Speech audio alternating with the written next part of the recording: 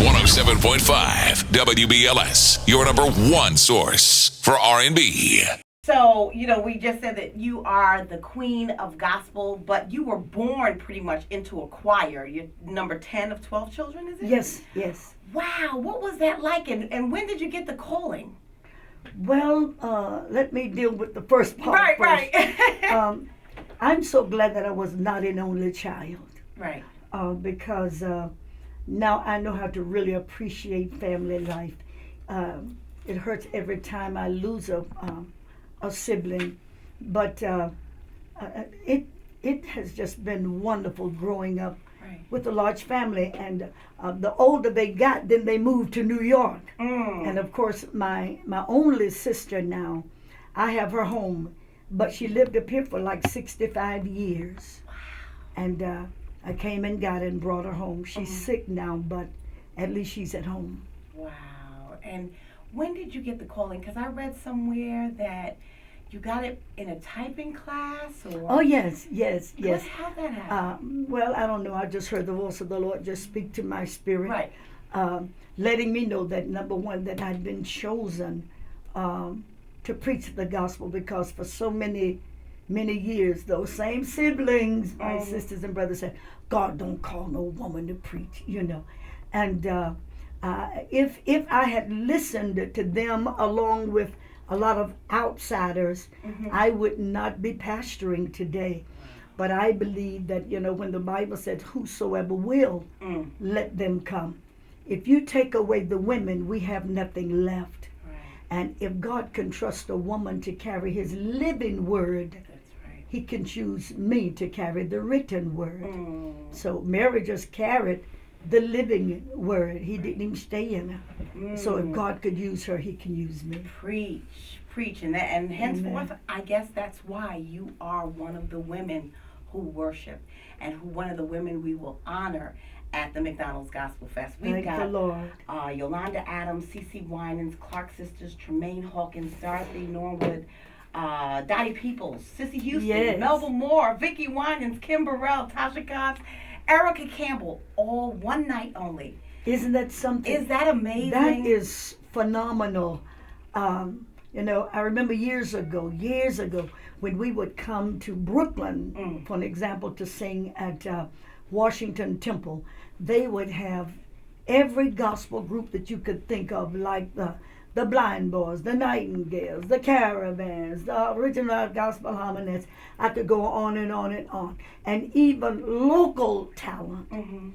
And we would be there to 2 and 3 a.m. in the morning.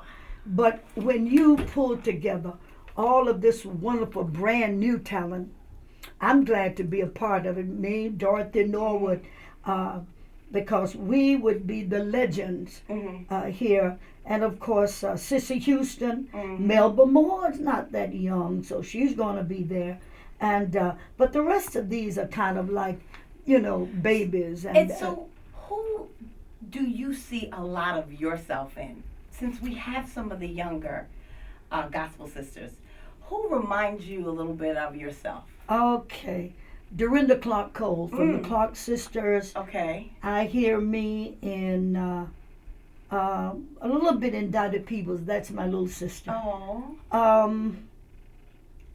And I guess that's about it. Yeah. Every now and then the Kim Burrell, but that girl is so awesome. She's awesome. Yeah, you and you not don't find enough anybody people to come know close about to her. No, I know that. That's how I've always felt about her. And yes. More people need to know about Kim Burrell. Yes. Just one more question, Soror. We're only days away from Valentine's Day. You've been married, 30 years plus? I just celebrated my 31st wedding anniversary. Happy anniversary! 2 days ago. Really? Yes. See? I knew that. Not only that, but Valentine's Day is my spiritual birthday. See, I was born 2 times. All right. Amen. I was reborn again on Valentine's night. Wow.